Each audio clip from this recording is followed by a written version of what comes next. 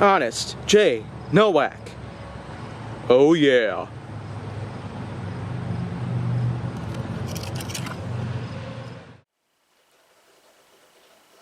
A pleasure to meet y'all at last, and welcome back to Honest J. Nowak.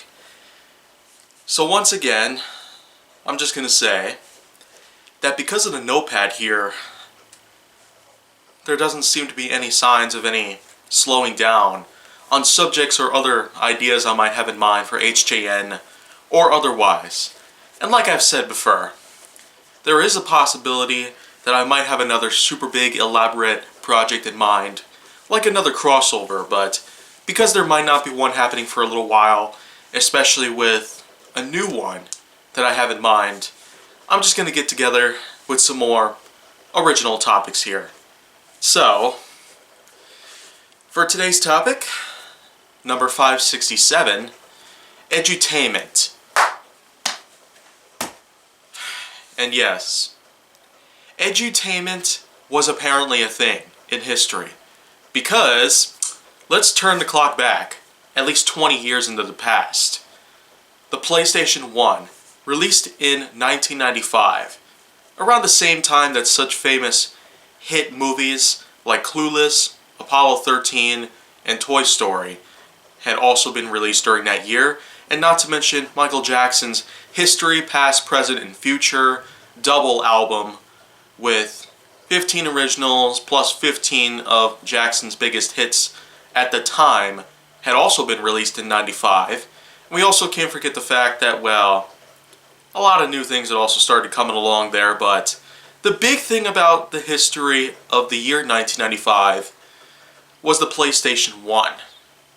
At the time, during the 90s, Nintendo and Sega, along with some others, like Atari, had attempted to really clash it out to find out who is better. Well, 1995 pretty much proved to be a turn of the tides, and it allowed the tables to finally twist around as much as possible.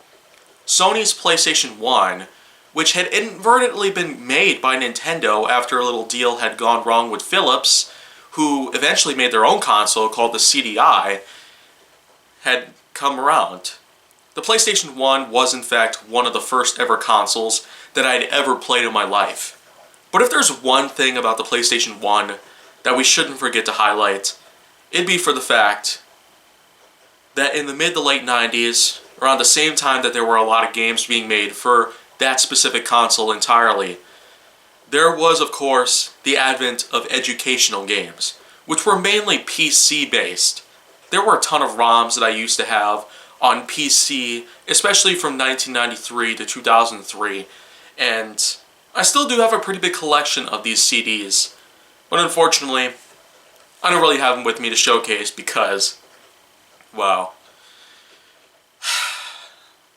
I have my sources. Edutainment had come around between 1997 and 2000. And there were a lot of games, and I mean a lot.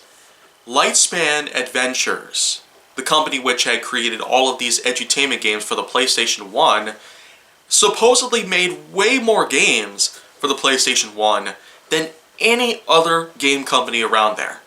Even more so than Sony themselves. And Sony did in fact have a few mascots of their own, in the same way as Sega and Nintendo did. Nintendo had Super Mario, Mega Man, Zelda. Sega had Echo the Dolphin, Sonic the Hedgehog, and some others here and there. Whereas Sony had Crash Bandicoot, Spyro, and plenty of other characters that may seem underrated at times. Even Bubsy the Bobcat. Yeah. Of course, with the resurgence of Bubsy the Bobcat, it seems that, well, this character certainly won't die out. But going back to Lightspan, there were a ton of games made for the PlayStation 1, and edutainment games were just the brim of what you could possibly find for the PlayStation 1 or any other game console. But in general, it's just what you expect. Mediocre, educational games that seem to not do so well out there. But if there's one person I could highlight right now that seems to make a lot better explanations about this, then of course, it'd be James Rolfe. Cinemassacre Video, the angry video game nerd, of course.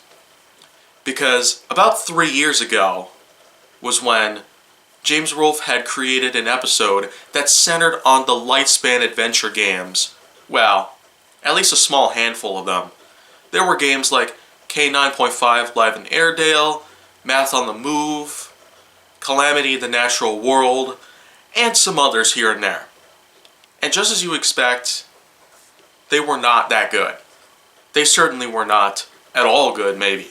Lightspan Adventures may not have been the best way to put together video games for the PlayStation 1, but you know what? This is the 90s. This was a time when not many companies out there were aware of what they were doing and what they were getting into, and, well, even to this day, we still do have some mishaps take place. Especially with Rockstar Games and Electronic Arts. Companies like those nowadays, they're really messing themselves up. But we never really know what could happen. Maybe they might do a lot better in the future, but in terms of Lightspan, they've probably been gone for a long time. We haven't really seen them ever again, especially after the many, many things that they did for the PlayStation 1. So, that's pretty much just it here for the time being. But if you want to see more, go down on my channel. Make sure that you like, subscribe, comment, follow me on social media, and stay on the Hollywood side.